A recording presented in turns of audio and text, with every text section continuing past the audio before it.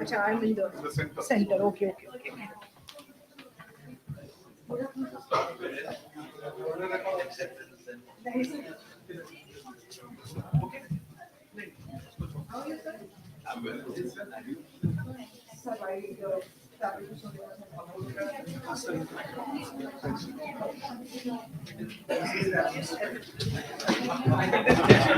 should be the correct order. Please,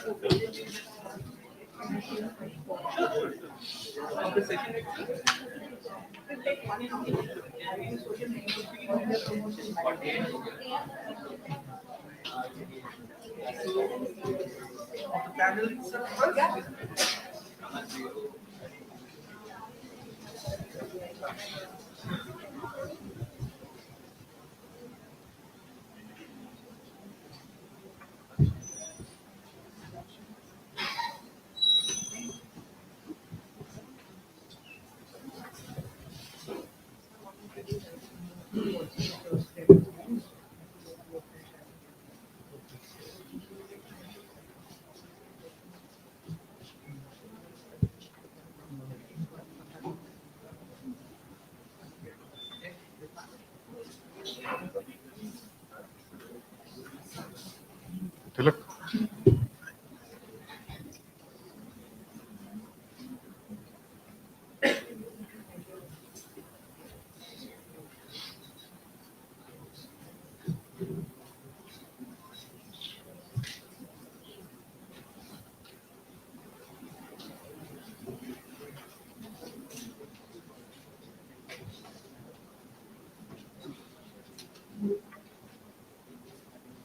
so I hope all the participants are.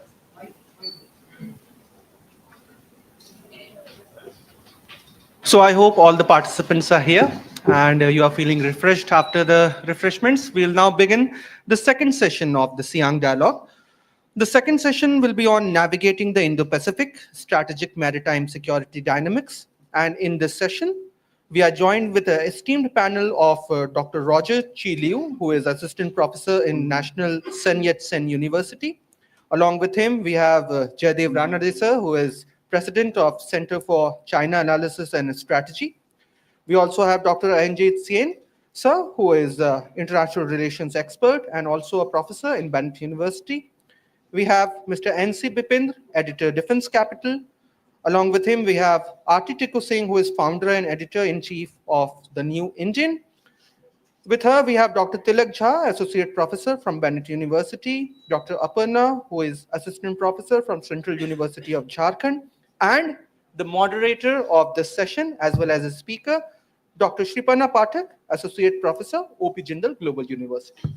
I welcome all the participants as well as our guests who have joined us and have taken time from their schedule to be a part physically in this session. And I also welcome all the speakers who are joining us online in this session. With this, I'll now hand over the proceedings to Dr. Shripana Pathak to guide this session further. Thank you.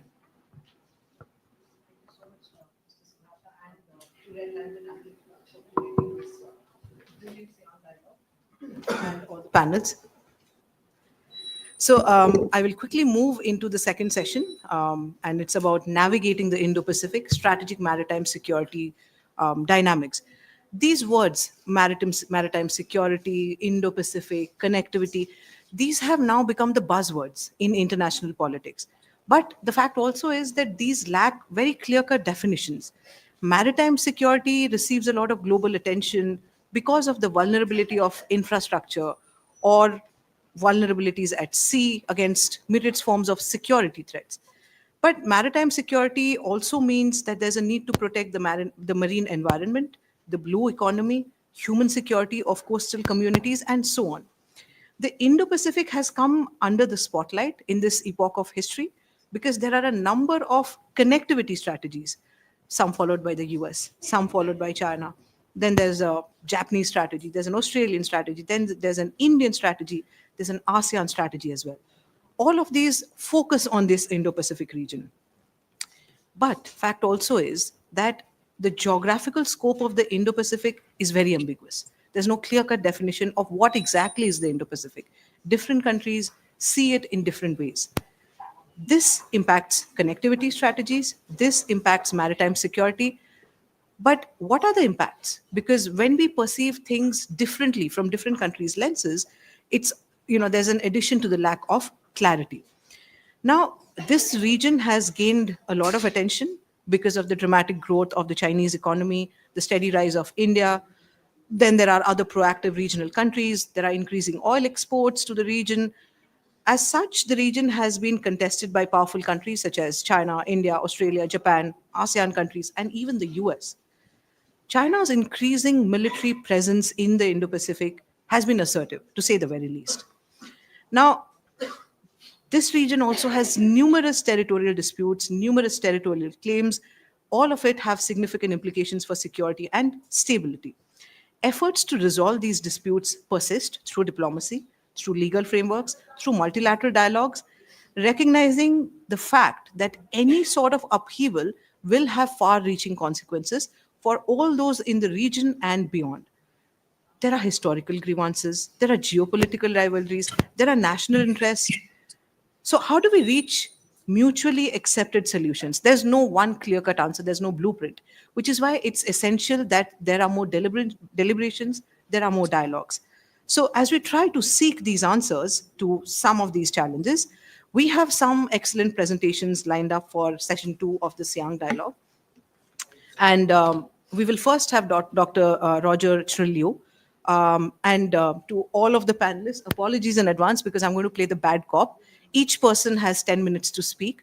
When it's 7 minutes, I'll give you a heads up saying that please wind up. And when it's 10 minutes, I'll request you to stop. So without further ado, Dr. Roger Liu, if you could kindly begin your presentation. Can you hear me now? I want to make sure. Yes, we can hear you. Okay, great. It's good to see some of old friends here and new friends. Although I cannot see you personally, and I'm happy to join from Kaohsiung, Taiwan.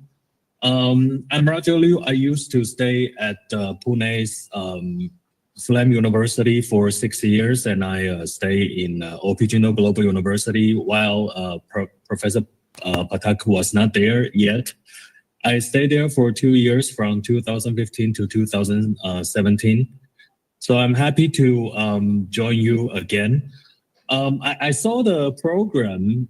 It seems that I was assigned a very large topic to talk about regarding digital cyber warfare and digital governance. But well, instead of talking about this, I would like to also talk about something which can be viewed as a new development between our two countries. What just happened last year, I would like to make a short introduction of what has happened and what can happen in the future.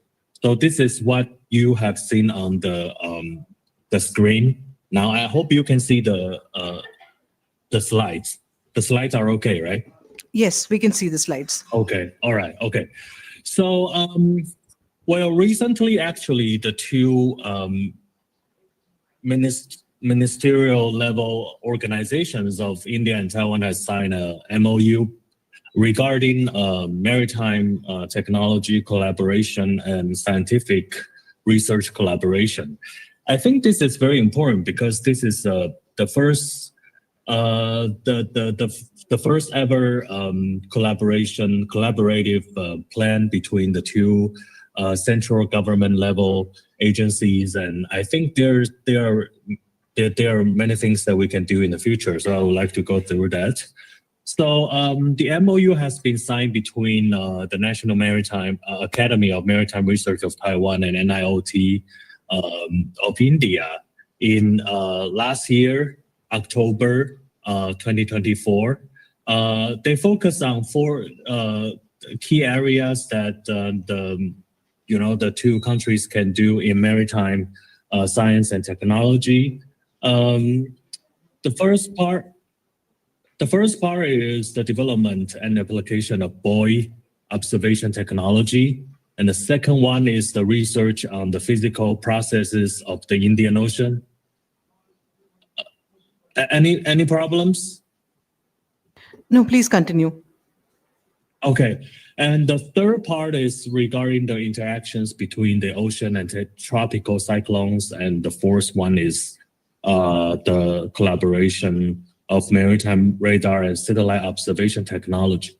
So these are the areas being identified that the two countries then can work together, because the Taiwanese situation is here. I would like to update with you guys is that we have been facing strategic pressures from the Chinese Navy and the Chinese Coast Guard recently after they apply a series of quasi-blockade or maritime surveillance across the regions, the territorial seas, and the contiguous areas of Taiwan as a political weapon. So in response to that, the Taiwanese authorities would like to enhance the collaboration between especially the Coast Guards of different areas, because the Chinese Coast Guard actually is the largest in this area. Actually, the Chinese Coast Guard has the largest fleet of the world. And by dispatching their fleets in different parts of the area, actually they have been causing problems for the countries in that region, including the Philippines, Vietnamese, and Taiwan. So we would like to enhance the collaboration between the Coast Guards of the countries in that region, including the Indian Coast Guards. But before doing that, we would like to enhance the scientific and technological collaborations first, because this is something that we can begin as a legitimate purpose. So these are the substances and the areas of the MOU signed by the two countries last year. So I will fly through that because there are some technical terms. But these are the areas that the two countries are good at. So the first is the buoy observation technology. It involves maritime observation buoys for measuring ocean parameters, including temperature, waves, and currents. So Taiwan aims to introduce or co-develop a new buoy observation system with the Indian counterpart. And the Indian partner has extensive experience with anchor and drifting buoys, providing real-time data for weather and fisheries forecasting. So the collaboration will enhance the Indo-Pacific maritime data integration and observation network reliability. Actually, this is something that has been talked about within the Quad framework in recent times. And the second one is the physical processes of the Indian Ocean, because to work with Taiwan for Indians actually is a safe choice. Actually, the Chinese Navy and the scientific observation fleet has been increasing its presence recently in the Indian Ocean region. And to introduce Taiwan inside of the Indian Ocean actually helps the Indian side as well. So there are a lot of critical or important essential topics that can be worked between our two scientific teams, including what I have shown here. The sea surface temperature, or what's happening under the sea regarding the climate interactions of monsoons. The third one is the ocean cyclone interactions and maritime observation tech. So doing research on the cyclone formation actually is very important, because the two countries of ours has been facing what we call here is typhoon. Typhoon, every year Taiwan will experience like up to 20 to 30 typhoons during the summer season from May to November. So half a year we have been experiencing typhoons, and the tropical cyclones also cause some problems for India. Roger, please wind up. For us to share the data and the experience with each other, I think this is very practical. And the second part I would like to briefly talk about is that there are opportunities for Taiwan and India to connect with each other via the strategic level. So Taiwan now, the Ocean Affairs Commission actually has been laid out what we call the 3S and 4M strategy. So the 3S is three securities, triple securities, including national security, public order, and civil peace. And the four Cs, including, which means the fourfold maritime governance, including pollution prevention, waste management, ecological conservation, and industrial development. And these are things that we can connect together with the Indian framework, which is the OSMART. If you can check online, you can actually see that OSMART is a platform that stands for Ocean Services Modeling Application Resources and Technology, launched by India's Ministry of Earth Sciences in 2018 as a comprehensive maritime development program. So it has now a very comprehensive framework, including the following 7 areas that you have seen here on the screen. And this actually can work very well with the three securities and 4 maritime areas of Taiwan. And finally, I would like to say that for the future development, actually, going beyond the 4 areas that Taiwan and India has pledged to work together, actually there are some benefits for the future for Taiwan and India to work in maritime collaboration. Key areas of collaboration including data and observation sharing, technology transfer, and complementarity. And the third one is talent exchange and training. And the fourth one is enhancing research capacity and global academic influence. So this is the second step the two countries can do based on what we have signed last year.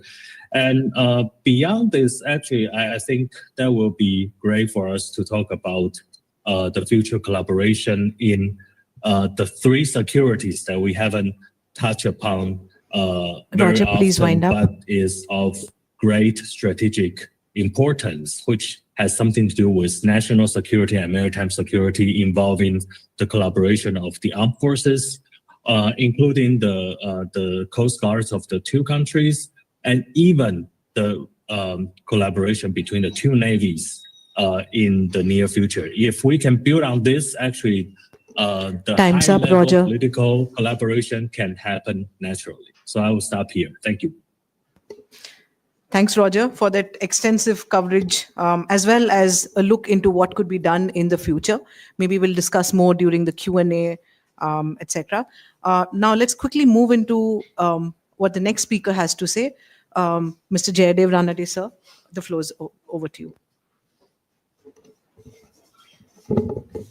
Good afternoon, everyone.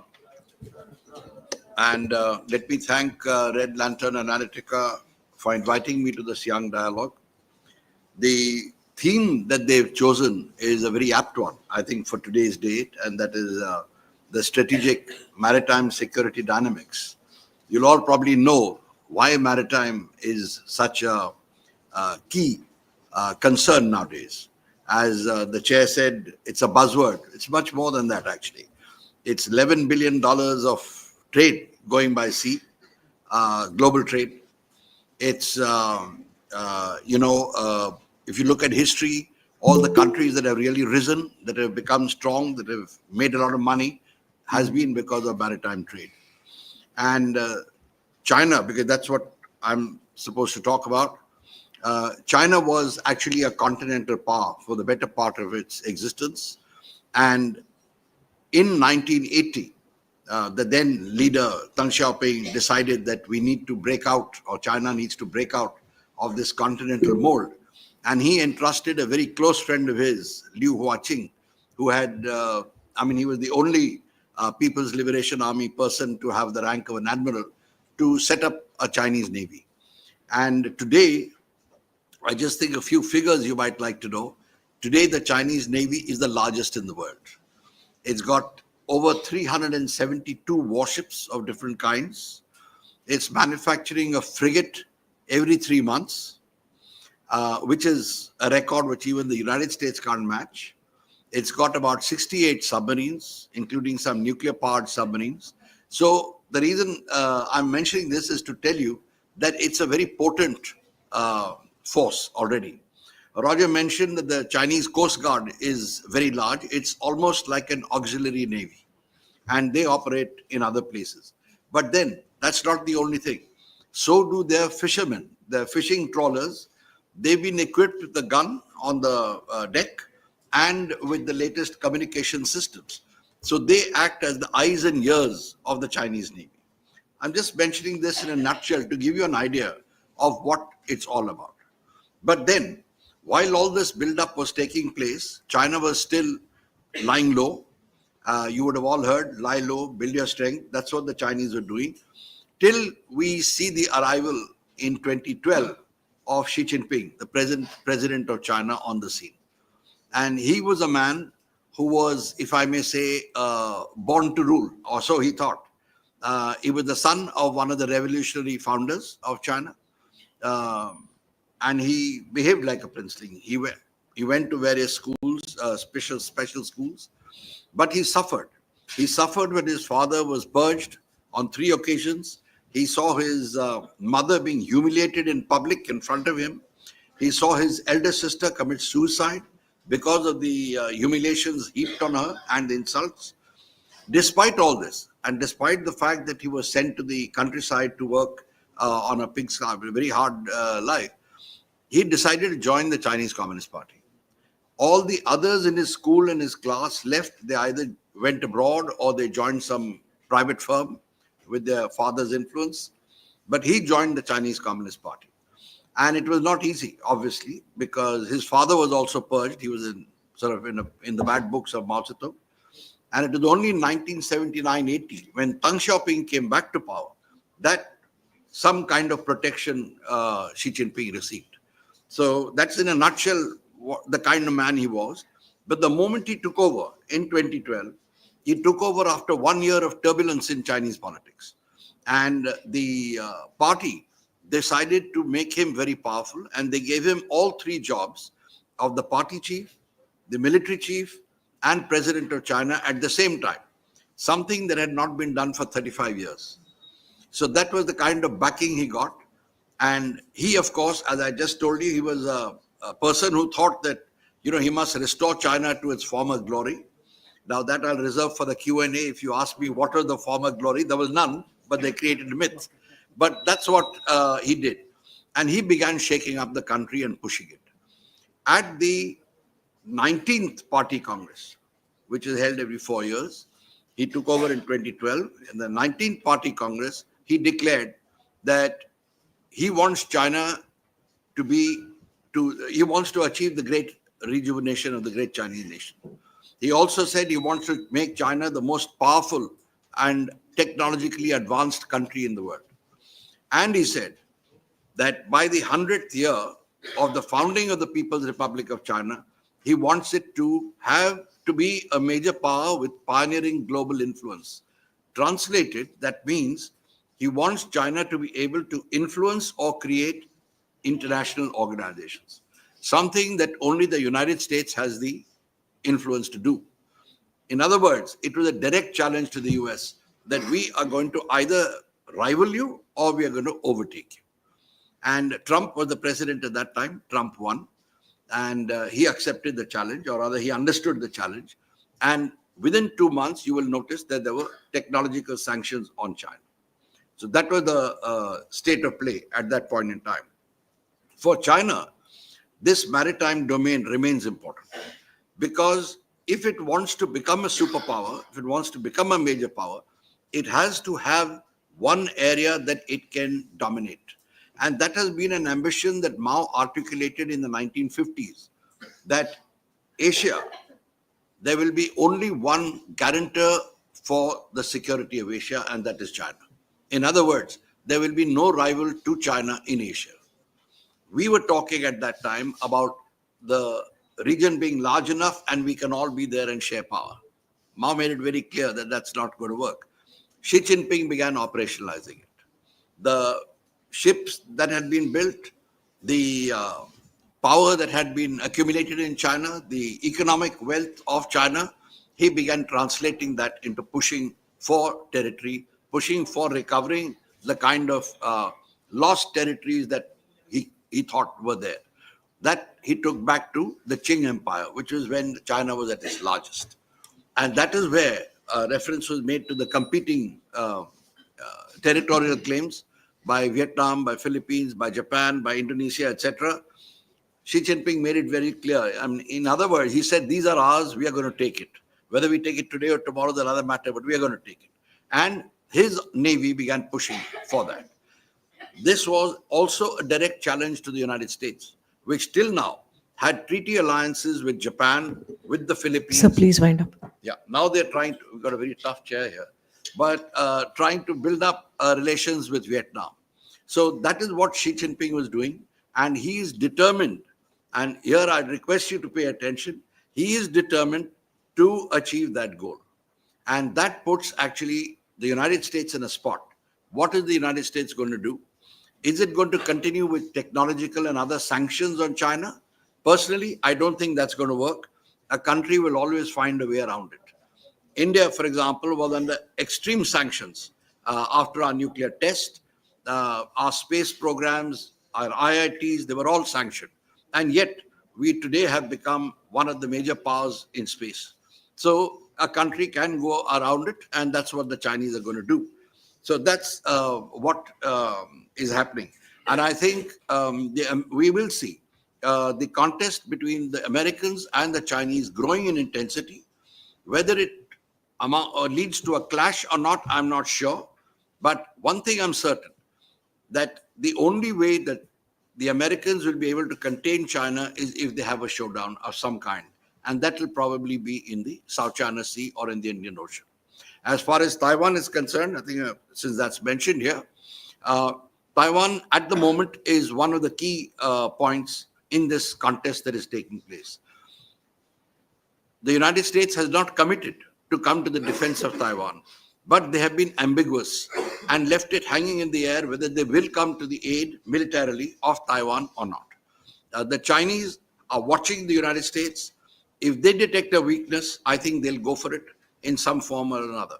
But even if they don't finally go through with a military push on Taiwan, they will do what they say, they will follow what are called the United Front tactics. That is, take over Taiwan from within, insidiously. They'll win over the journalists, they'll win over the politicians, they'll win over the opinion makers, etc., and try and capture it from within.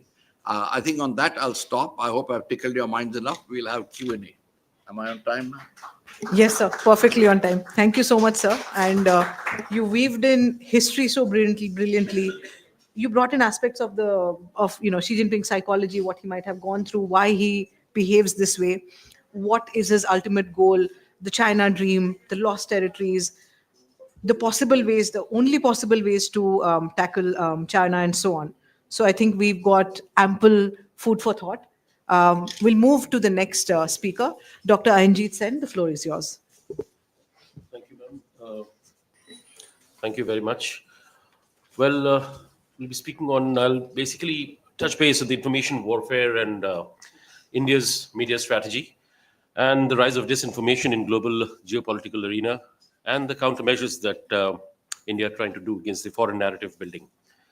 Now, in the last session, towards the end, I had just talked a little bit about the Pakistan-occupied Kashmir part, where now I'll just start with this because that would be an apt example to do it. When I approached the Taliban, they said, I said, why are you letting me enter Pakistan with a Pakistani passport and letting me go up to POK? His reply was, "Aap bhi dushman hai, lekin wo zyada bada dushman hai." तो आप छोटे दुश्मन हैं, इसलिए हम आपको will let you enter. So that was the way. Now the entire information building up to that effect, post my stay over there and while coming back, was all in a way from a foreign policy perspective. I mean, I would not say foreign policy, but more to do with an intelligence perspective. I would put it that way. It was taken in the right context, but there are certain things which we did not come out until date. And as I said, from a information warfare and a strategical perspective, as must have heard about this line called repeat a lie often enough, it becomes a truth. And that's what basically Pakistan tried to do as much as possible. And right now, as we speak, it is currently being done in Bangladesh. We have got enough proof in our hands, which will be with us itself. But there are ways of how it's not about the actual happening. You try to maneuver the happenings through what you are coming out with from an information perspective. And from an international perspective, international relations perspective, I think it's very important, because a good narrative flow is key to winning modern conflicts and war than earlier. It's just not about denial of information that normally happens, yes or no kind of an answer, but it's also about deception, it's about disruption and destruction as well. And it's using various strategies and techniques in a way to manipulate and influence public opinion. And mind you, this is not within the country. I'm talking purely from a foreign perspective. Now, during my tenure in different parts of the world, I can just tell you this much, that what I learned and unlearned in a way is to do with how the social media, for example, in the last session also we were talking about social media, allowing actors to conduct the information warfare. Now, information warfare precedes any kind of other warfare. And that information warfare is something which, from an IT perspective, India is really doing very well. But there is still a lot of scope to actually preempt, maneuver, and then giving solutions to this kind of information outlay that comes before us, especially from countries where we can imagine it coming from. Example, during the Maldives crisis, the elections and that took place, there was a lot of anti-India rhetoric floating around. Do you know where it was floated by and who floated it? It was floated by China, but nowhere from Asia. It was done from an African country. I won't name the country because it has good relations with us. But at the end of the day, they're doing it from a third place, but it's all about maneuvering that anti-India rhetoric that's going out. So it's not about giving an answer to the question. It's about preempting the question beforehand. And that's where I think, because we have, from a technology point of view, we are really, we are in a very good position from a world perspective. But the problem is, in order to actually make it happen, the information perspective should, from an international relations scenario, should be taken more, should be given more importance. I would just say that this is the most important aspect of this. And media warfare, of course, takes place, but that's something which you can see anyway. That's part of the, country to country. If you are at odds, then you definitely see that. But information warfare is a different ballgame altogether. And India is, of course, aware of the disinformation campaigns that, is floating all around, especially after it has gone up from all perspectives. It has made inroads everywhere possible.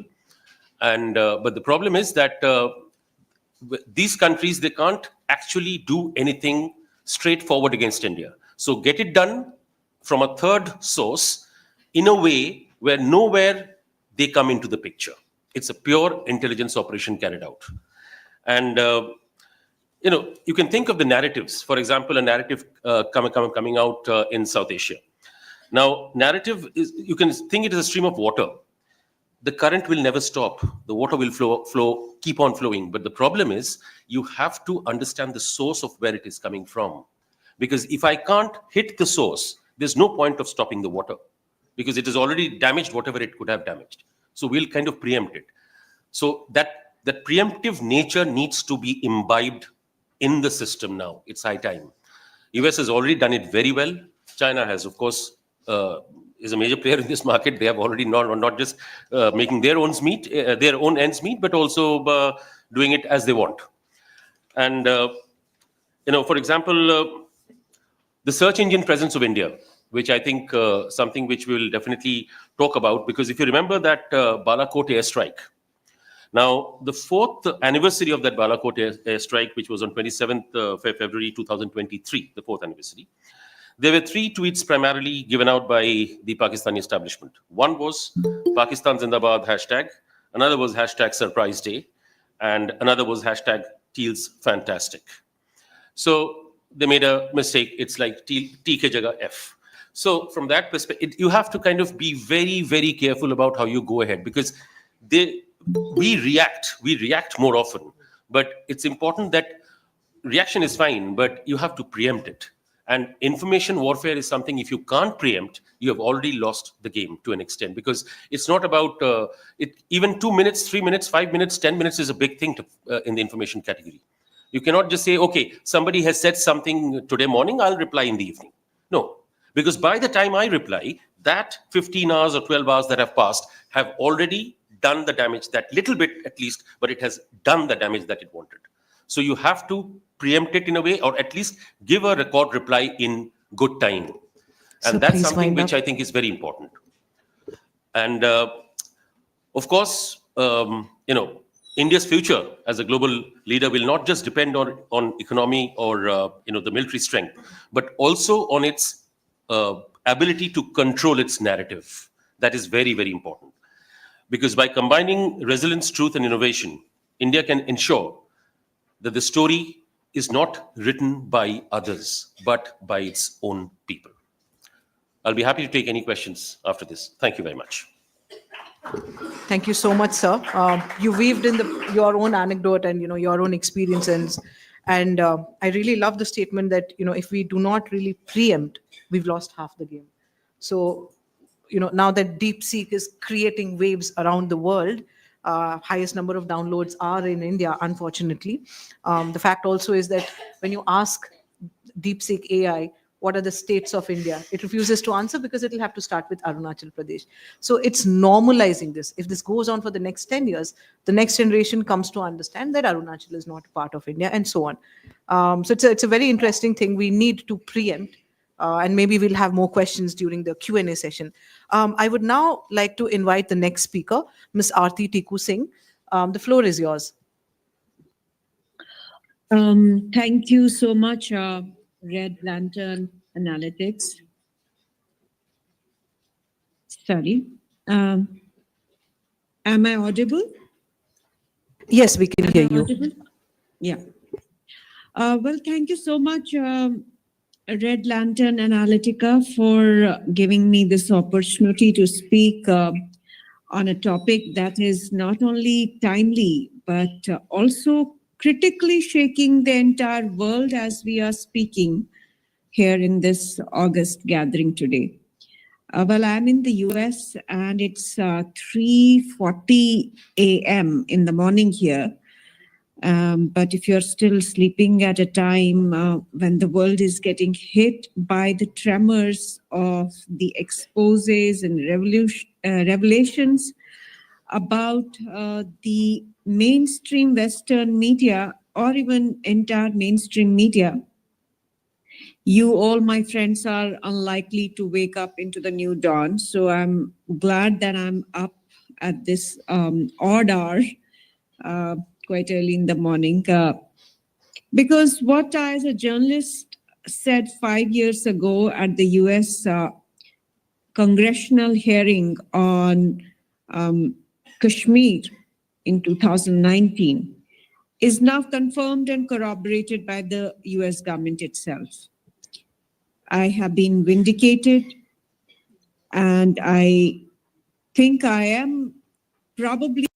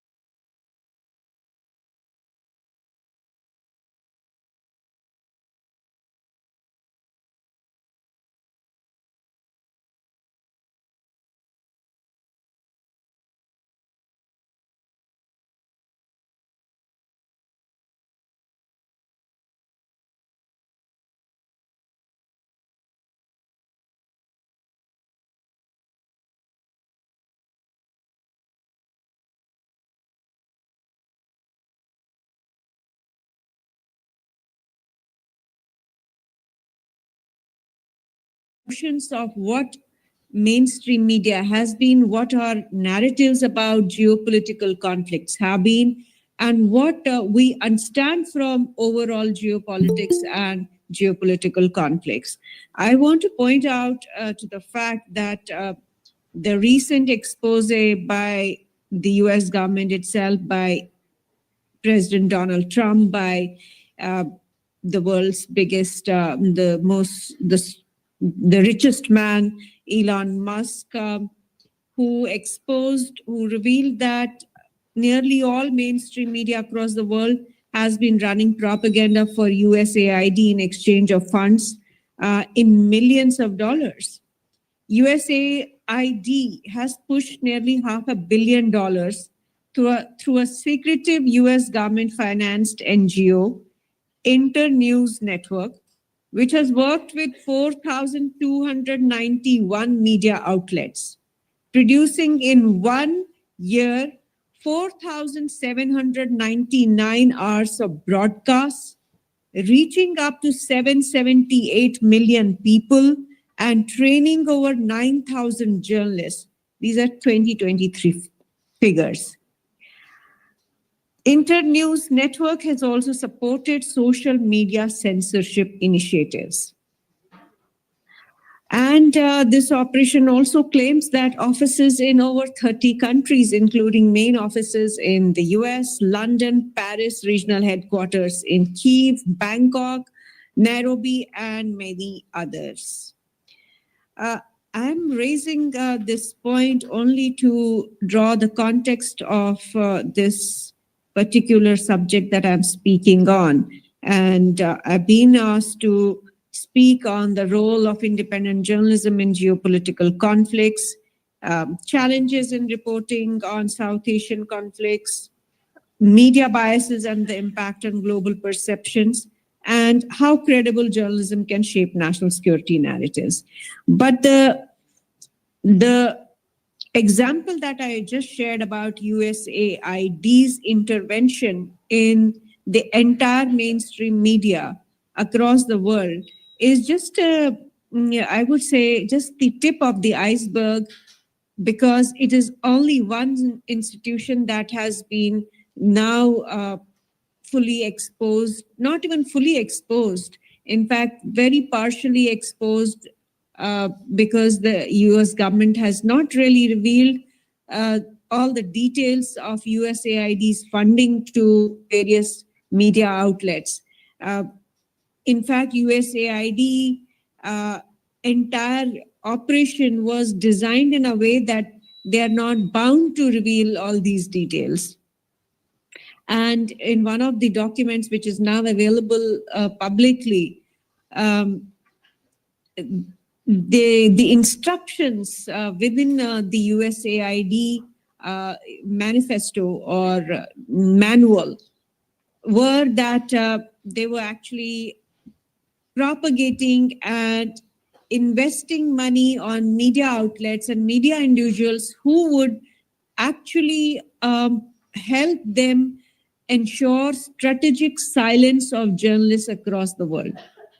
Now, with this kind of a massive scale operation that has been running on in the world for a very, very long time, this probably for 40 years or maybe even more, 50 years, where the narratives on geopolitical conflicts are being shaped by the superpowers. As I said, this is just the tip of the iceberg, and we don't really know the scale at which the US has been operating in these last 40 years. We don't know at the scale which China Ma'am, and please other wind up. superpowers have been running media propaganda and narrative propaganda for the last 40, 50 years.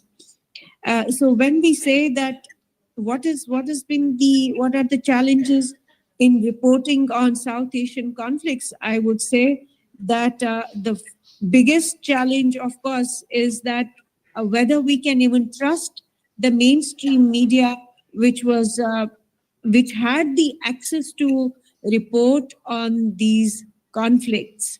And with my own personal experience as a journalist who worked in a conflict zone myself which was in Kashmir for several years, and I continue to live there. My experience always told me that mainstream media were clearly pushing agendas of either known entities, known states, or unknown or invisible states, at least in Kashmir. And this is what I actually said in my testimony in the US Congress in 2019. And after 5 years, I'm vindicated, because now when the entire world knows that the mainstream media has not only been partisan, but it has been partisan because it was getting kickbacks, or it was drawing bribes for the kind of narrative it pushed on a particular conflict. And we see that this narrative is only part of the problem. There are many other challenges in reporting on any conflict, let alone South Asian conflict. There are areas, there are regions in the world which are conflict zones, which have been conflict zones, which are disputes, where forget mainstream media, or forget individual alternative media personnel. Even certified, validated journalists do not get access to such conflicts. One, because the area is so risky, there is threat to life. We know that the current wars, ongoing wars in the world, are not open to the entire media. They are not open to independent media either. Either the war in Gaza or in Ukraine, or for that matter, Ma'am, please wind the up. conflict in our own neighborhood, whether it is Myanmar, Pakistan, Afghanistan. The access to independent journalists is always is really hard. It is harder for those journalists who've been at the receiving end of the narrative pushers and receiving end of the superpowers and their propaganda machinery. Then, of course, besides safety and beside these threats, if a journalist does have the courage to publish a report, Ma'am, please publish wind up. facts and data and reports truthfully, the entire deep state machinery makes it a point that particular journalist gets penalized. We have seen this n number of times. If you look at Pakistani media situation, if you look the number of assassinations of Pakistani journalists in Pakistan by the Pakistani intelligence services and Pakistani army itself, it leaves no doubt that if you are not in the good books of the state or the deep state, it becomes very, very hard for you to operate as a professional. And then on top of that, your life can be under serious threat.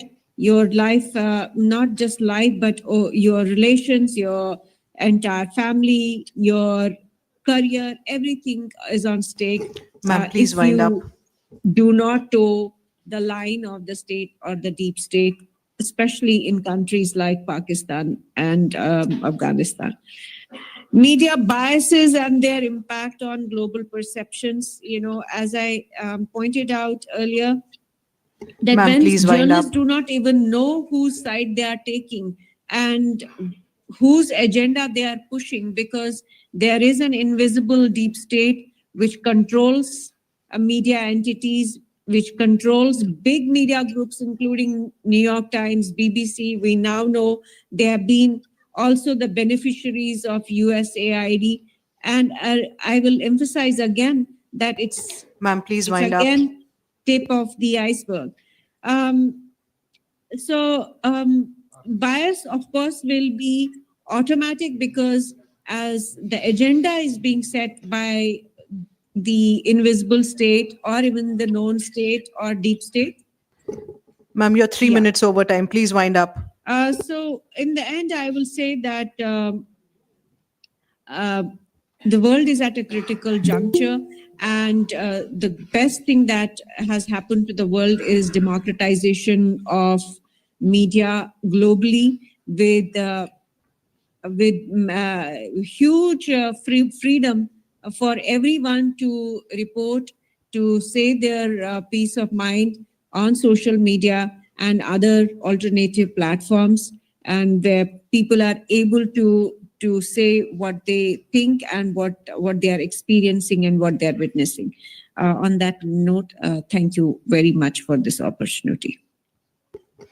Thanks a lot, Ms. Aarti Tikku Singh. It's been really brave of you to, bring out the truth.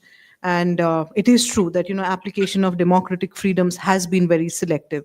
And this plethora of mainstream media, which you also mentioned, BBC, Washington Post, New York Times, they've not been engaging in which the true job of journalism or the media is.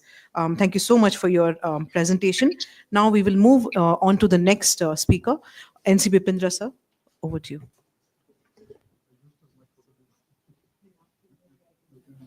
Switch on it so that. Yeah. Can you just put up my presentation, please?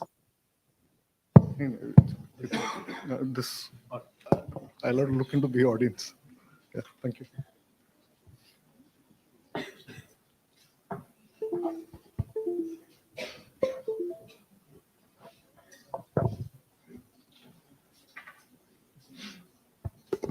I generally prefer to speak extempo, but the point is the presentation that I'm going to make, it requires some slides to be shown so that you understand what I'm talking about. I'm going to be talking about contemporary issues so that you don't feel left out.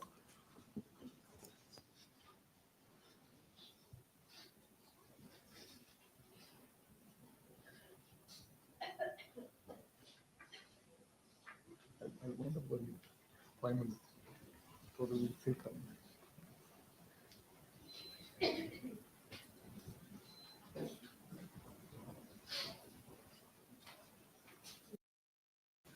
Yeah, thank you. Let's start. Let me thank Red Lantern Analytica for this opportunity to be putting me on a panel whom I respect.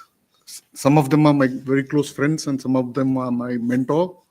In fact, specifically, Jaydev Ranade sir is my guru on China affairs. So it's a pleasure to be on this panel. Thank you so much. The topic that I've been given today is defense journalism and strategic security narratives.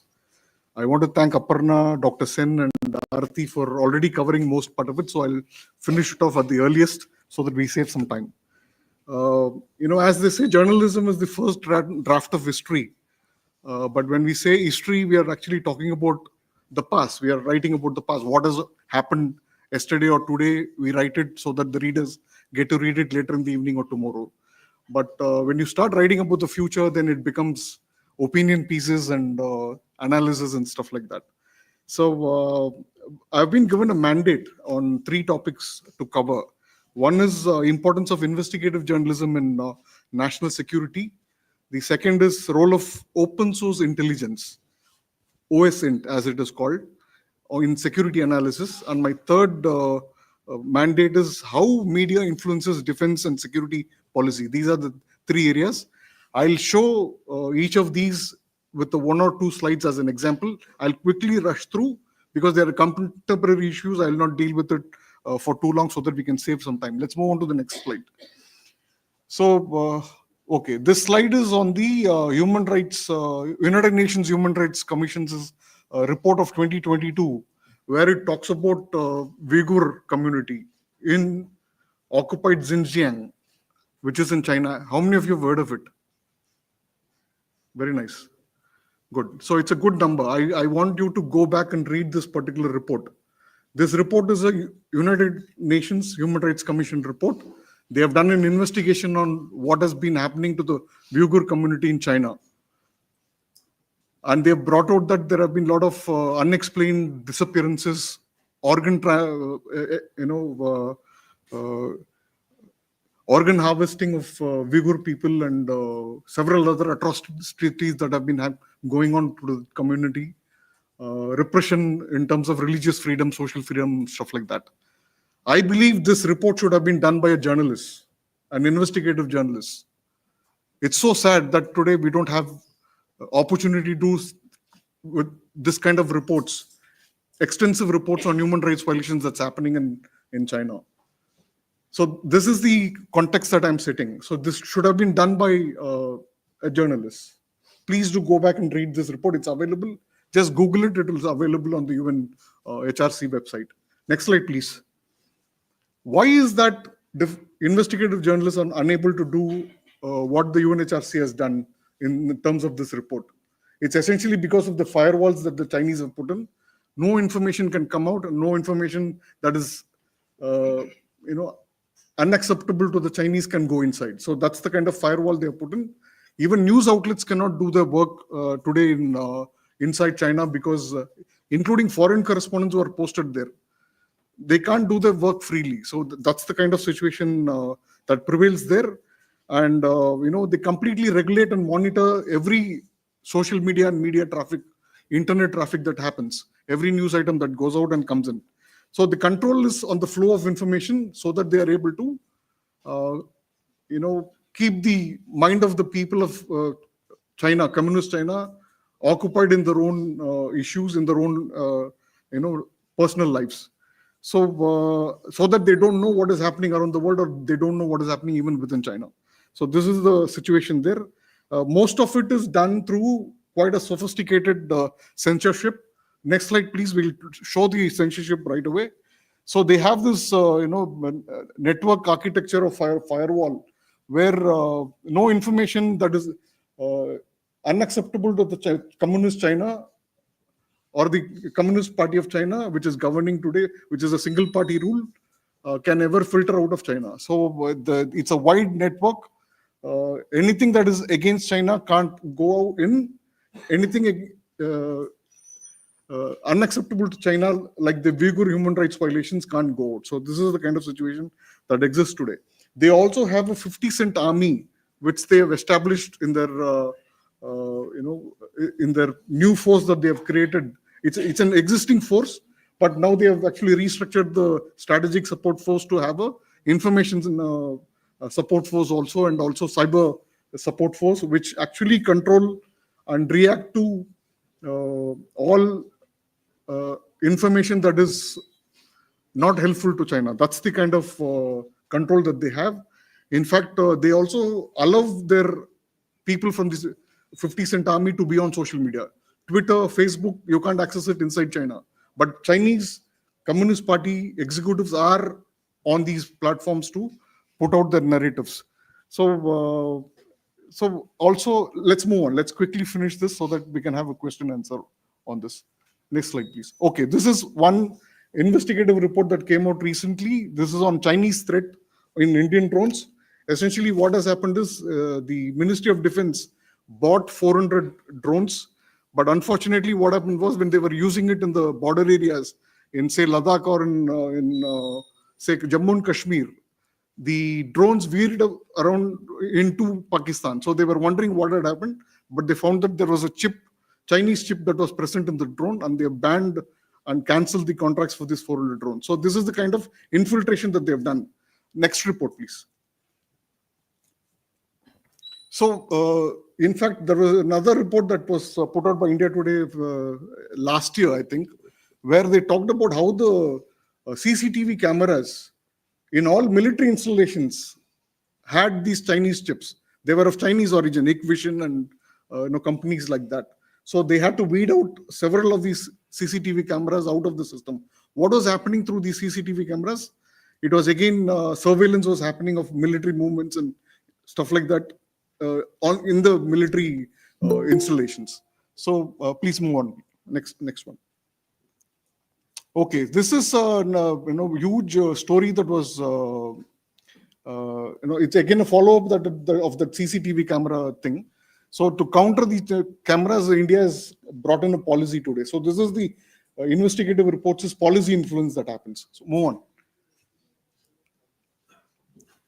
Okay, this is a story that came out in, I think, 2018. It was written by Bloomberg News. I had contributed to the story in one manner, in a very small way.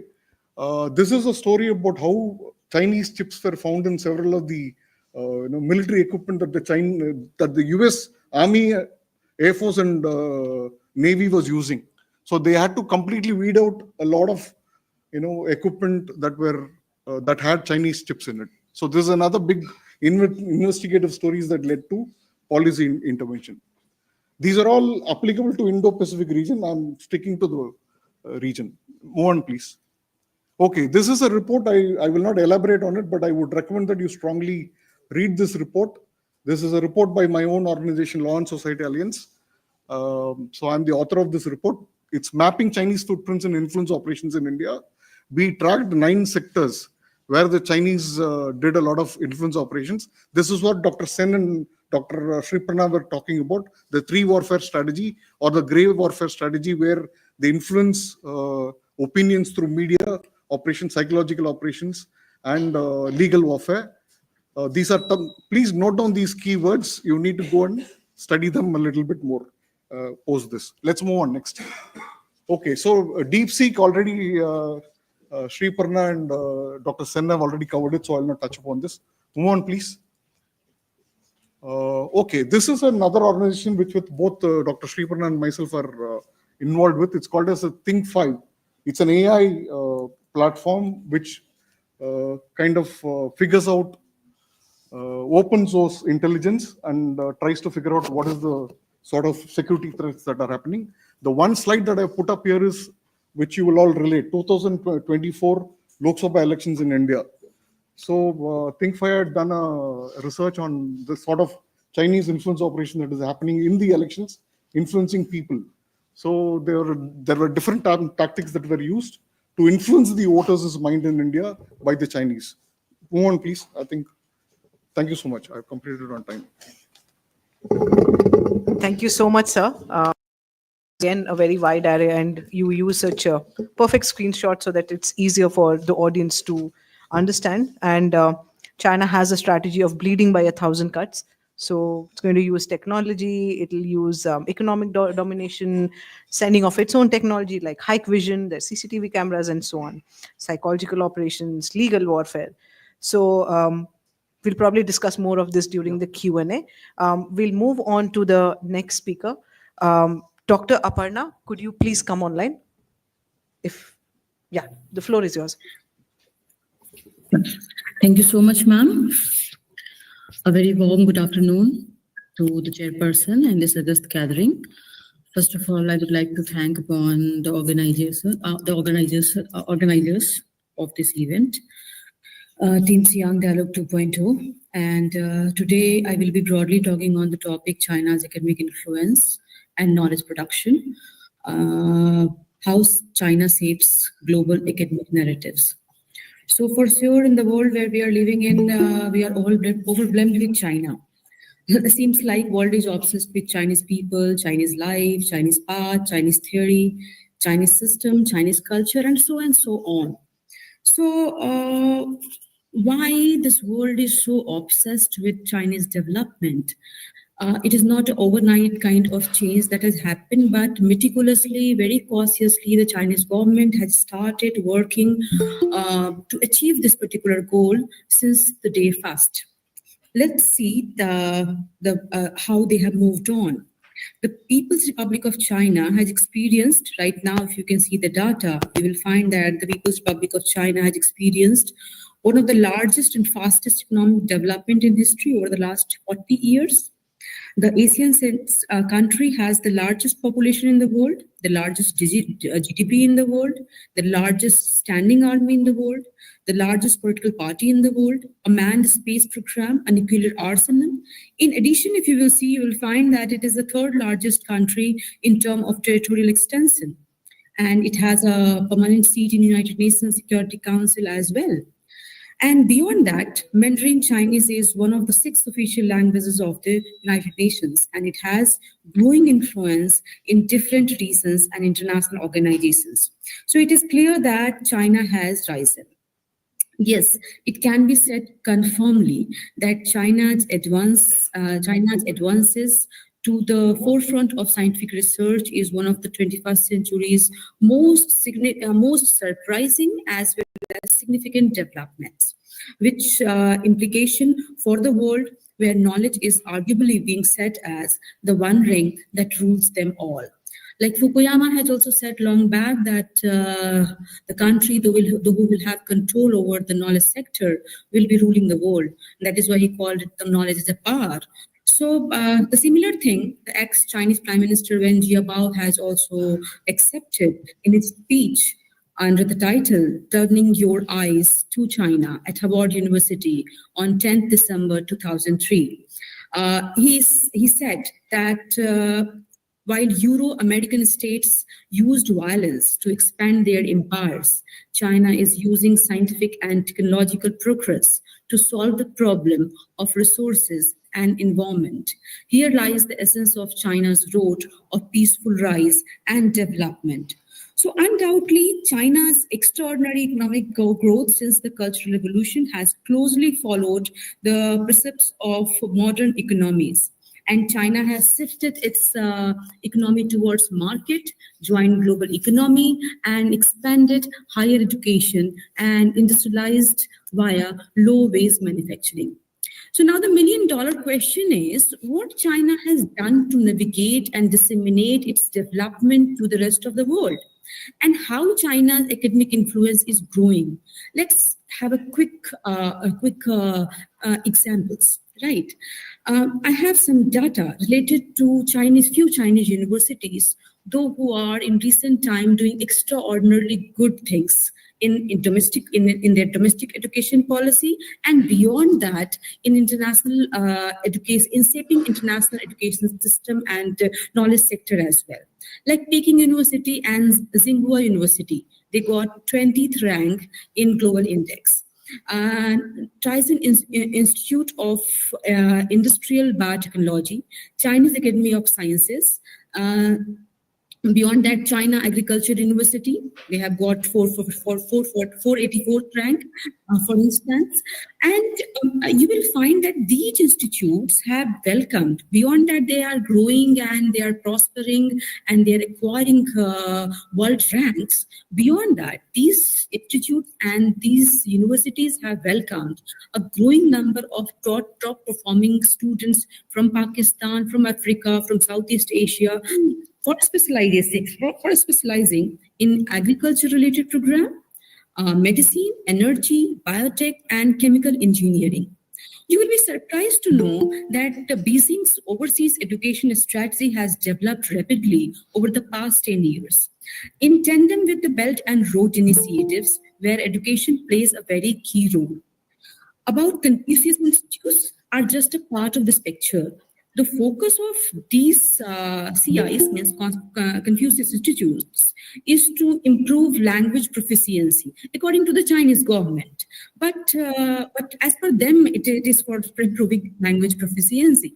But we know the detail, we know the fact that language doesn't come alone, singularly, but it comes with other narratives too.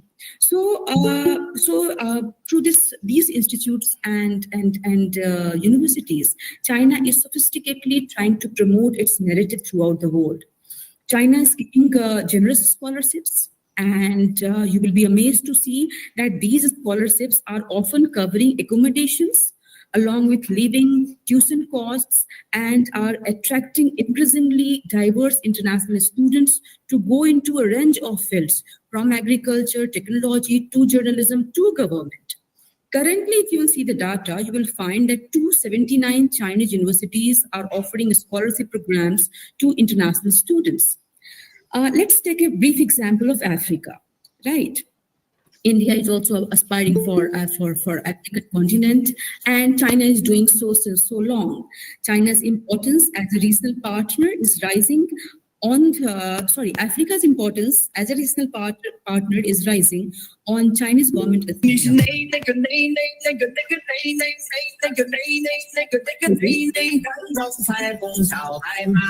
you, whoever's phone that is, please turn it on silent? Ma'am, please continue. Yes, I think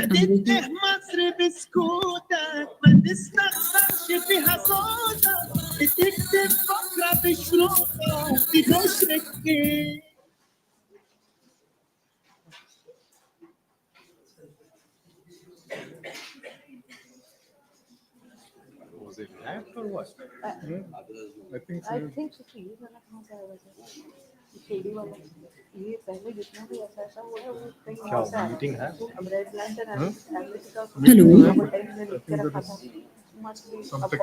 I think some unwanted people have entered to this discussion. Yes, I think the same. But it means probably that you are saying some things which are right. Otherwise, the intervention won't really have been there. But apologies for the disruption. Ma'am, could you please Shall I continue? continue, ma'am? Can you, Dr. Aparna, you can please continue. Okay. Thank you so much, ma'am. So I was talking about a generous scholarship that the Chinese government is providing to the different university students, and along with that, if you will look at African continent, you will find that currently there are approximately 65 to 70 institutes across the African continent. They are built between 2005 to 2022. These Chinese institutes are seeking partnership with universities based in Africa. In 2019 alone, 9 universities in Africa signed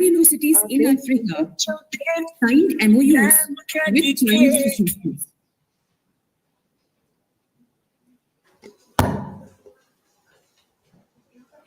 Organizers, is it something which is organic from our end, or is any idea what's happening? It's actually popping up from somewhere else, right? Some people have joined and they are doing this.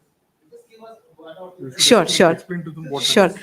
Dr. Aparna, if you can just hold on. Yeah, sure. So just to explain to the audience as to what's happening, I'm pretty sure you must have figured it out, but disruptions happen when you are putting out the truth about China. So let's just put it that way. So those disruptions happen because it doesn't fit the Chinese narrative. So this sort of disruptions happen quite often.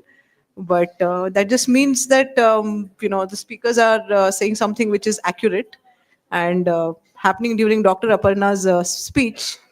So just hold on for a couple of minutes.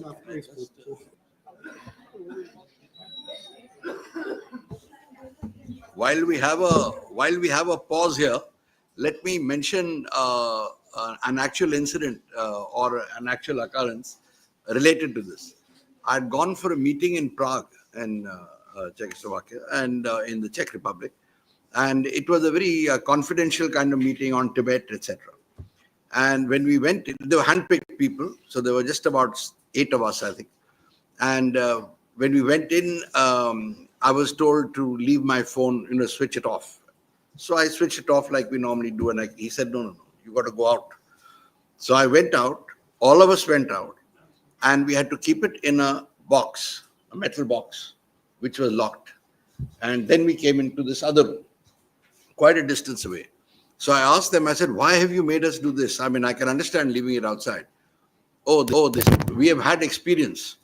Our own intelligence and the Chinese intelligence have tracked us through the phones in the past and identified everyone who is present.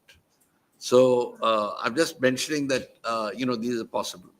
And of course, our phones, some of them have Chinese chips and... Not mine. Just to scare you, now all of you are being tracked.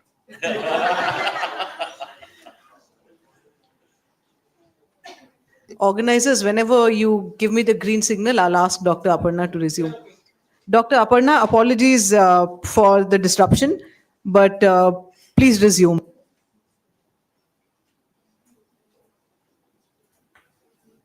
Dr. Aparna, are you still there? Unless they silenced her. I mean, I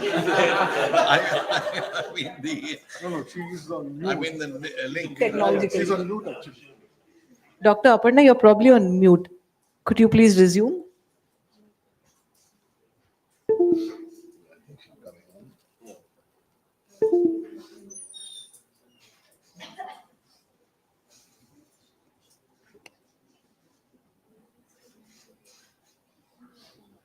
Just identify who it is and just throw them out, that's all.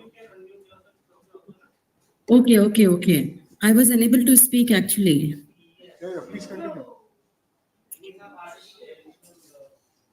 Teacher side. Okay. Thank you. We were talking about the example of Africa, that how Africa is being monopolized by the Chinese institutes and Confucius centers there. I was talking about the University of Zambia, University of Nigeria, University of Zimbabwe, University of Namibia. All of them have signed MOUs with Chinese institutes or Chinese universities. In 2015, if you will look into the data, you will find that the Forum of Chinese Africa Cooperation, where Chinese President Xi Jinping was speaking, you will find that he had spoken, during his whole speech, he has used a few common words like cooperation for 30 times, common for 11 times, win-win situation for 8 times, partnership for 5 times, which shows that how cautious, how careful they are while talking about African continent and while making all these MOUs. The outcome is the data released by Pew Center in 2023 showed that positive perception of China is noticeably high among young Africans and is continuing to improve. Out of these participating in the survey, 72% of Kenyans and 80% of Nigerians viewed China favorably. Surely, through the sudden exchange and knowledge production, China is successfully shaping public perceptions. So now the question is that because China's perceived as a threat in the globe, especially with Western perception, if you will look into, but it has really done some remarkable things, which is attractive to all these countries, whether it is South Asian country, whether it is a Latin American country, whether it is an African continent country, you will find that they are really giving handsome and cool proposals, especially attractive academic proposals and research proposals to the researchers, to the young minds. Let's see the data again, that the Ministry of Education of China has put a lot of effort in promoting science, technology, engineering, and mathematics, called STEM project of education in their own domestic policy.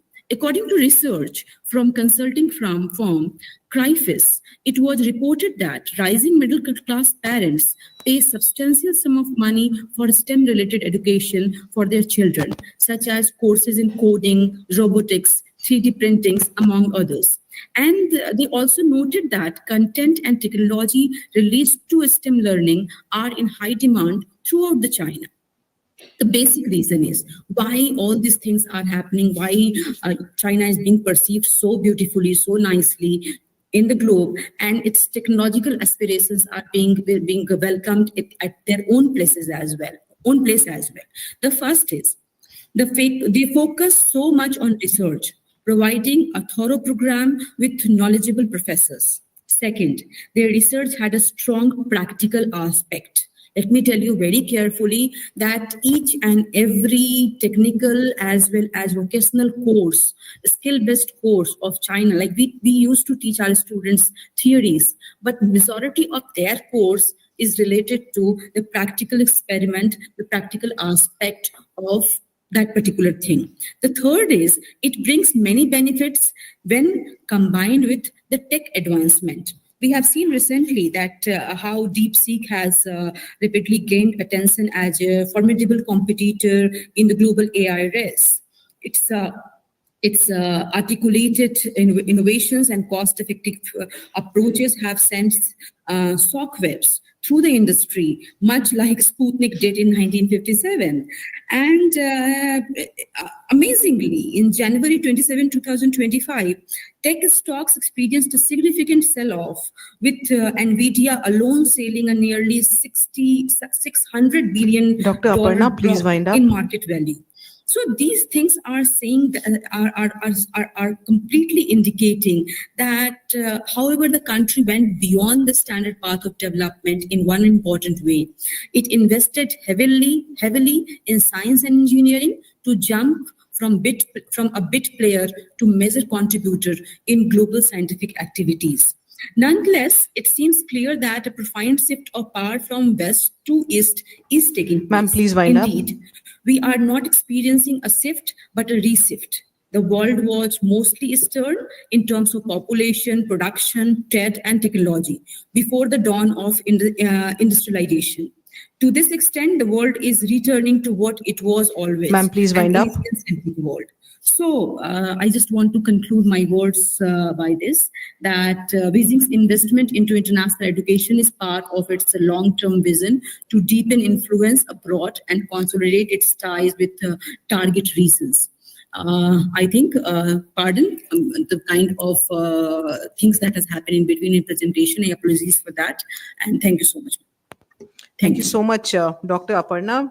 Yes, China has invested a lot in education and technology. But one thing in the realm of higher education which needs to be understood is that all these courses would be non-political courses.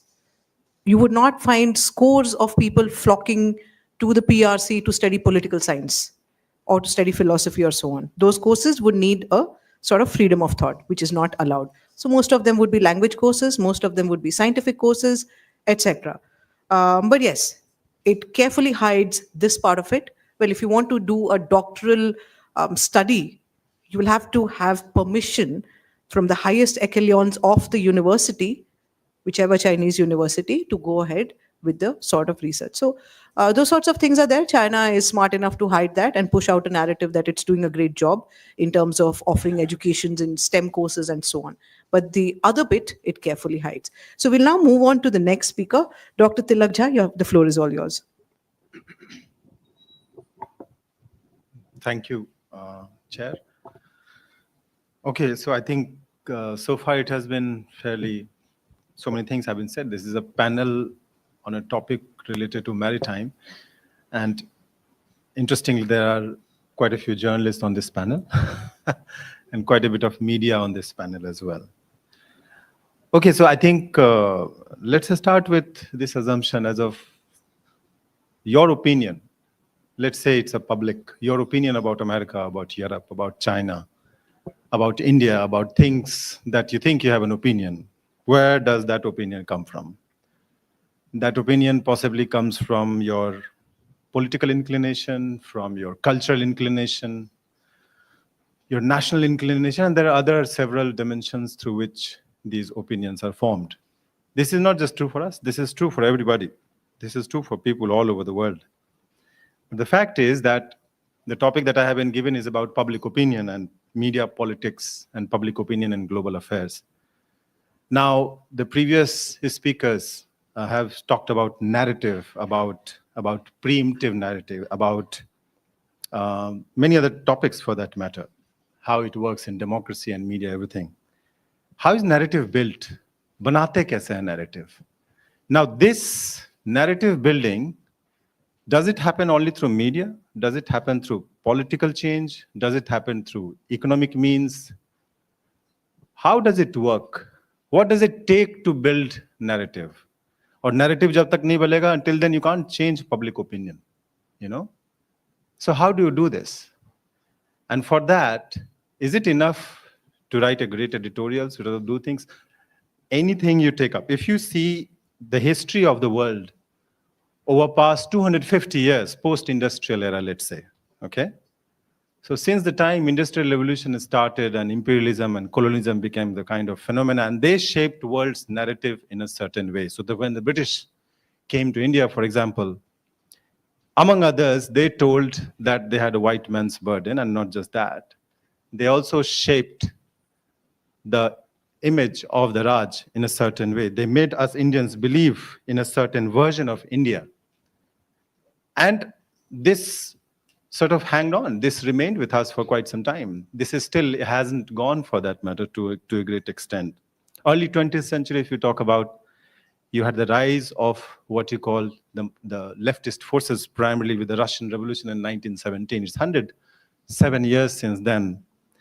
And if you see the rise of the anti-imperialist, anti-colonial narrative was not just a theoretical construct which was imagined by Karl Marx. It had to be backed by political power. It had to be backed by military power. It had to be backed by censorship. It had to be backed by monopolization, realignment of the whole world order, the whole Cold War era between US and Russia. You can see it in that context. Amid all these political and economic changes, and I see the left forces primarily as, among others, the result of the political economic imagination of the world, and that is where the narrative that they have sort of imagined has come from that perspective. Now, what we also see over the years is that technology has changed to a great extent amid all these things, you know. So there is a famous theory about what Marshall McLuhan once told, that medium is the message. In today's time, medium has become very, very dramatic. So from a time when two people used to talk in one language, you know, that was where most of the communication took place. That's where most of the agenda setting took place. To the time where you have a situation where two people not necessarily sharing the same language are also talking. Many of you have an opinion about Korea, have an opinion about China, about America, about Turkey maybe, about Israel maybe. Not because you share their language, not because you know much about their culture, but because you happen to be living in a certain technological age where you can understand their worldview, their perception, through, among others, the technological means which have made it much more easier. Now they are living in an age of AI where you can simply, literally interact with anybody. And then we are gradually heading towards a time when this is going to change further. Now we are heading towards one-to-one communication to the extent that it's talking about your technology, the phones that you have is tracking literally everything that you're doing. And not just that, in coming times, we should not be surprised if technology also finds a means to sort of figure out intra-communication, what we talk with ourselves maybe. Now there are tools which are coming like Nature LM, which is a language model which is trying to understand the language of animals. It's trying to understand the language of plants. It's trying to understand the language of how nature sort of shapes it. With this much of communication ecosystem being shaped up by technology, technology is today the most important force. So yes, we had economic forces 250 years ago, which played a critical role. Political forces, of course, they went together. Today, it's economy and technology which is in the driver's seat.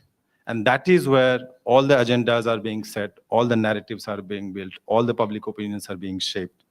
So this is just one framework of understanding कि narrative banta kahan se hai, you know? Narrative building takes politics, takes military, takes drone wars, as Sir pointed out, for drugs to be sold, for Urta Punjab to be made, all sorts of things, you know? And several things, you know, K-pop, J-pop, you just name it, anime, these things are as well. But none of these narratives are just narratives in isolation. They are backed by political power, they are backed by military power. So you are watching Korean, if you are watching, and I believe many of you must be, it's a young generation here. That is not just happening because Korea is producing great things. There is a political, economic, entire ecosystem behind it. Anyway, so I think we are closing to roughly 3 minutes left. So I think I'll just try to sort of sum it up from the fact that the rise of Trump, or for that matter, the conservative agenda or the right wing as we call it, who branded these agenda conservative? Who caused themselves to be right wing in the first place? Who caused them to be sort of one which establishes the past over something that is so-called modern or whatsoever? I'm not trying to sort of brand anybody right or wrong. What I'm just trying to tell you, this is all part of agenda setting. This agenda setting is backed by organized politics, organized sort of planning that takes place over a long period of time. And so I think if you see whether it be research institutions, be it in China, be it in India, be it in US, be it in any other country or anywhere, it's actually the power politics which shapes to a great extent. And power politics is what defines narrative. Power politics is what it takes for that matter. And world over, all across the Indo-Pacific country, we are witnessing huge power shifts taking place as of now. Right now that we are talking, something happened in this meeting. We don't know how it happened, but we don't know how it not happened for that matter. These narratives are sort of constantly being shaped by the power drivers. So I think if you go by the Organsky's power transition theory, power, among others, is something that is again constantly being contested. Those who are in the chair, they are not just holding on to chair for the sake of being on the chair. They know that this is being contested. So if the United States is the most powerful country today, it's trying to build a global narrative around Hollywood, with New York Times, with Washington Post, with BBC, an entire United Nations, and of course, are trying to pull it down because it's not working from them anymore, or whatsoever. But US always knew that it's not just about that. It's not going to remain like that. So now you have new powers coming up, with new contest emerging with China and everything. So there is some contest which is taking place. And this contest is not, again, it's a constant force. We will be possibly in future new players. So I think this contest will go on. This narrative building will continuously go on. And to sort of wrap it up, not long ago, China, much has been talked about China on this panel, and I think I have limited myself to China thing. World over, if you see, there are visionary leaders which play a critical role in any of these things. If you take the case of China, you had Deng Xiaoping and Mao Zedong, which gave a certain narrative of what China means. And that shaped not just the Chinese people's worldview, but how they approach the world. So from 5 principles of coexistence or hiding the capacity and all these things, now you have a situation, you have wolf warrior diplomacy, you have assertive power assertion, breaking things and resetting the agenda. So we'll continue to see it, and I think more when there is a Q&A. Thank you. Thank you so much, Dr. Jha. Bang on time. One needs to understand what the narrative is, whose purpose is it really fulfilling? Are you willing to be a part of that purpose or no? And then that's how we, every human being psychologically takes forward a narrative or rejects that certain narrative. So we've had a brilliant session, but since we've shot over time because of certain things which happened in between the session, I'll open the floor, but we can just restrict ourselves to four questions. And maybe you can catch hold of us, outside. When you do ask the question, identify yourself, keep the question crisp and short, and also mention who your question is to. Yes.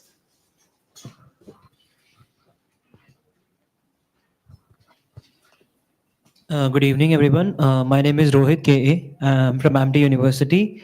My question is towards Bipendra sir. So my question is basically how can India strategically counter China's expanding influence in the maritime domain and safeguard its interest in the Indo-Pacific region? If it's okay with the panelists, we'll just collect the questions. Yes.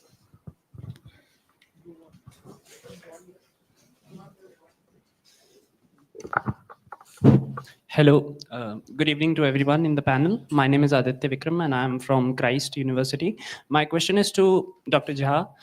Sir, it is regarding the narrative building. So, sir, I want your opinion on narrative building on the re-election of Trump, the MAGA aspiration and all the narrative building that was made by the right wing. Thank you, sir.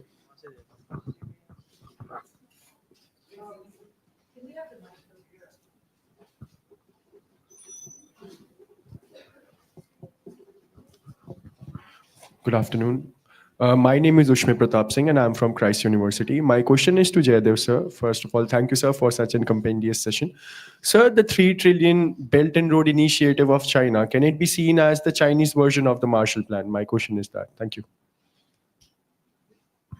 One last question. Can you please pass the mic to her?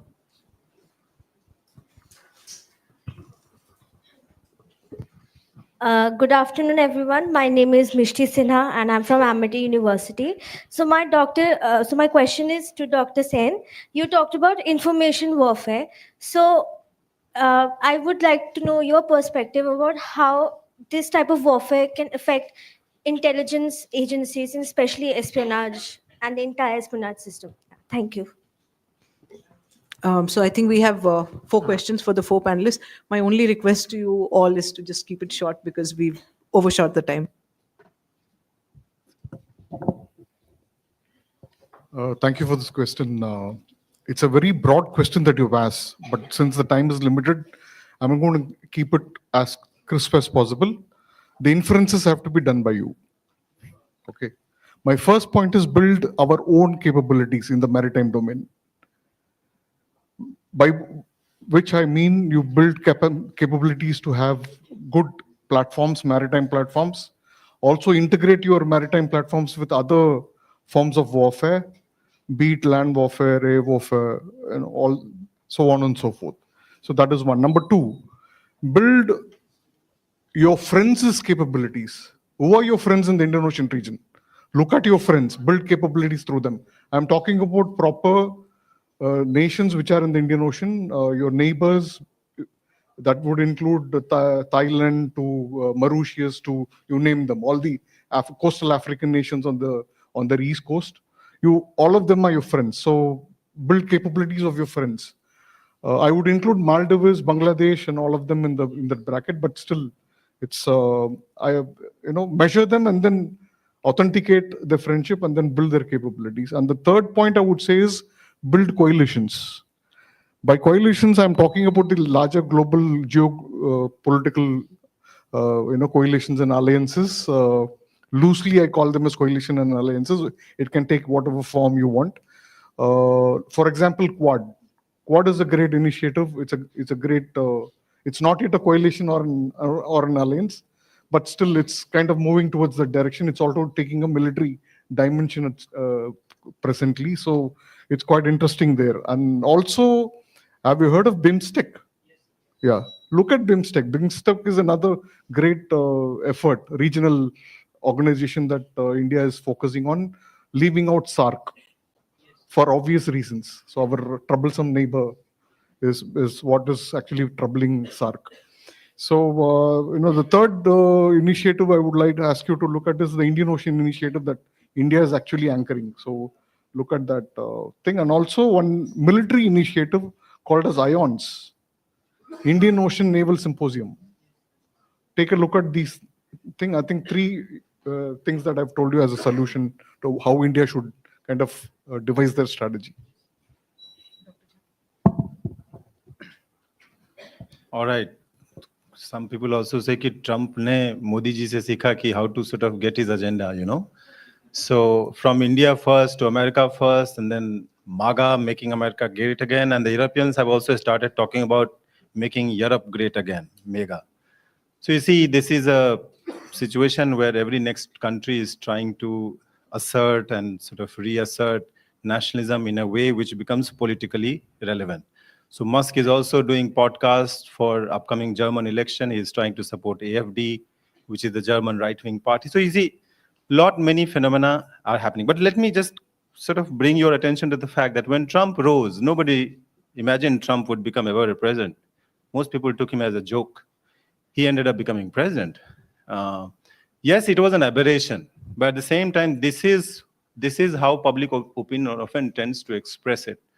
It's a surprise. I think in Delhi, you are witnessing today election results are different, but 10 years, 12 years ago, 10 years ago, when Aam Aadmi Party became the kind of phenomena it became, nobody just imagined it to become what it was, So public opinion often sort of comes back at times in democracy setup if you allow that thing to sort of take place in a certain way. So I would say that Trump is now possibly not just another person, it's a phenomena. It has changed Republican Party for good.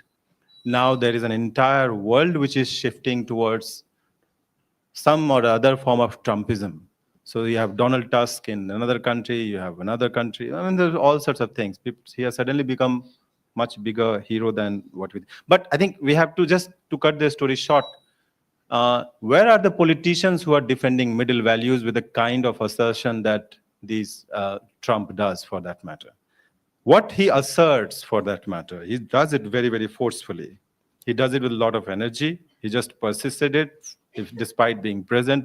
Where are the politicians of the Democrat, if you talk about America, defending the same values with the same amount of intensity? So I think that armchair sort of theorization and argument of what things should be is one way, but to get it on the ground and sort of appeal to the people, that at times takes powerful opinions. So usually it doesn't take it to be right or wrong, just it sort of people make their opinion and people give votes, for that matter, at times on very complex phenomena to see action.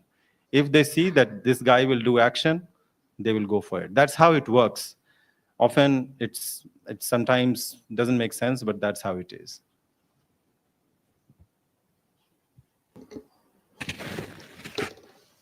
In one sentence, the Marshall Plan was to rebuild countries. The BRI is not to rebuild countries. If I try and define the BRI crisply, if I can, it is to use the idle capital, surplus manpower, and the unused infrastructure technology that China had. And in return, for deploying that in another country to earn US dollars. That is what China did. And therefore, when they talk of win-win, it was win-win for China. I mean, they laughed all the way to the bank. But when Xi Jinping thought of this, he conceived it. It was in 2013. 2015, he operationalized the first leg, which was the China-Pakistan Economic Corridor.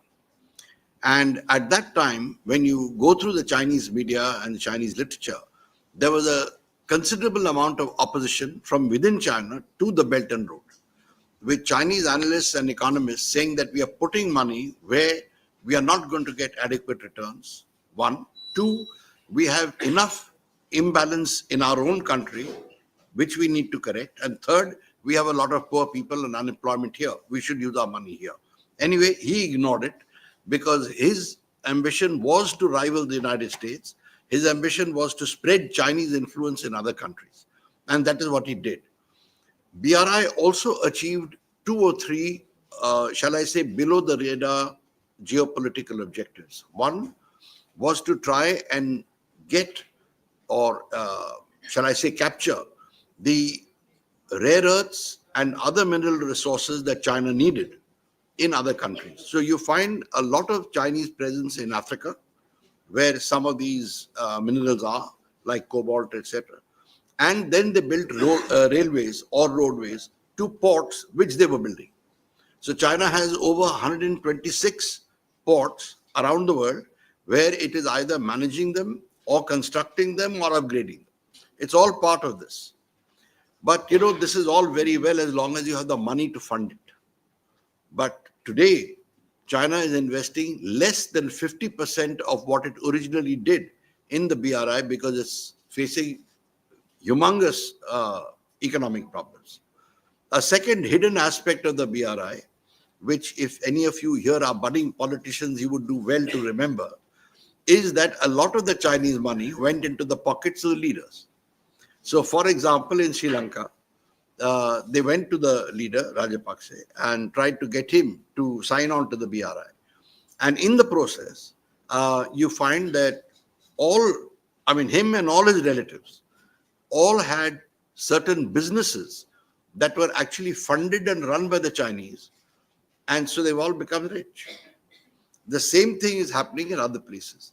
The money goes directly to the political leadership, which then gets invested in the project. and they sign on to projects that are not necessary. And Africa is a very good example. When they go there, they either cater to the popular sentiment, either a football field or a new House of Parliament or something. The country says we can't afford it. We'd love to have it, but we can't afford it. So we'll fund it. You just pay the interest.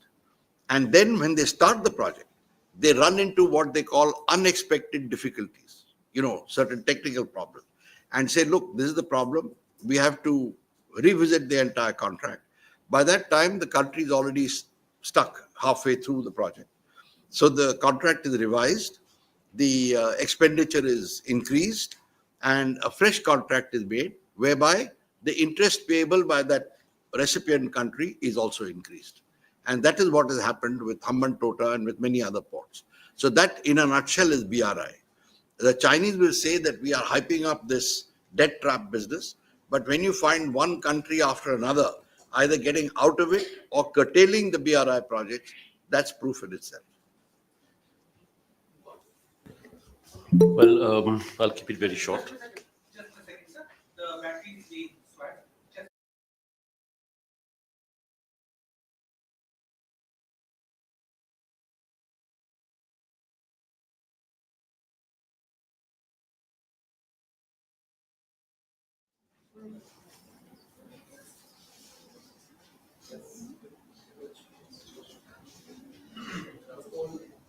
How many of you read news?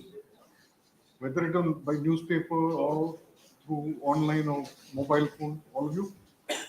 Almost in shorts.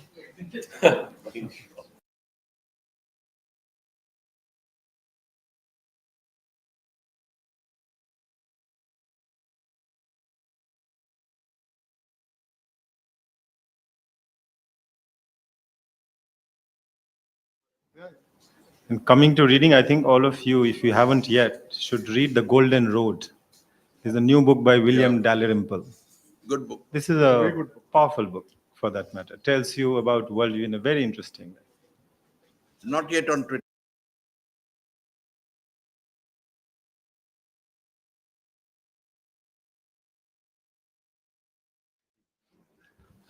Go beyond in shorts.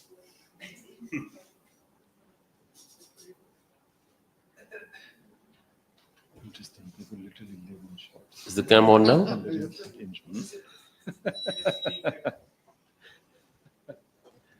Beijing will cry.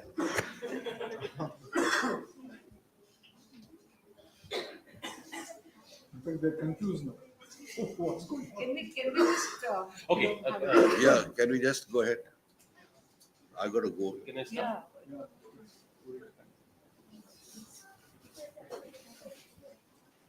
One of the panelists needs to leave as well, and we have another session at 5. So can we just let him answer? The Chinese can wait. Carry on. Yeah.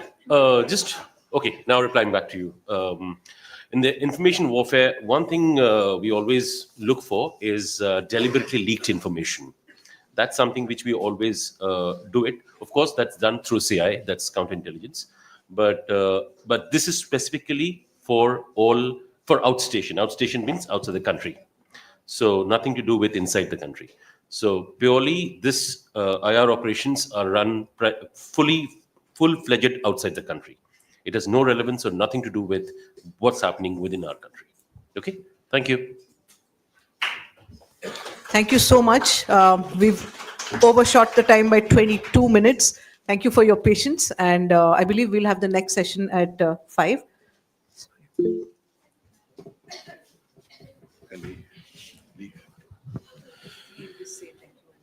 Distinguished speakers, our valued participants, on behalf of Red Lantern Analytica, it is my privilege to extend a vote of thanks to all our speakers for gracing this session of the Siang Dialogue. I'm sure this was an enriching session for everyone present here, as the session was not only thought-provoking, but also we had an action-packed session in terms of ideas and insights. A special note of gratitude to our esteemed speakers, Jaidev Ranade sir, N.C. Bipin, Ayanjit Sen, Tilak Jha, Roger Liu, Aparna, and Dr. Aarti Singh for joining us virtually. Thank you everyone for your insightful perspective on the evolving geopolitical landscape, strategic partnerships, and the future of the Indo-Pacific. As a special thanks, Dr. Shripanna Pathak for delightfully moderating the entire session and curating a seamless experience for everyone. To our esteemed delegates and participants, thank you for your engaging questions and interesting discussion. The platform for global discourse now is as vast as it can be, and we are doing our bit to make everyone be more aware and conscious of the ongoing geopolitical challenges. We look forward to the third session now, and with these words, with the respect of our speakers, we'll now bring this session to a close. Thank you. You should also thank the CCP for keeping a watch on this event.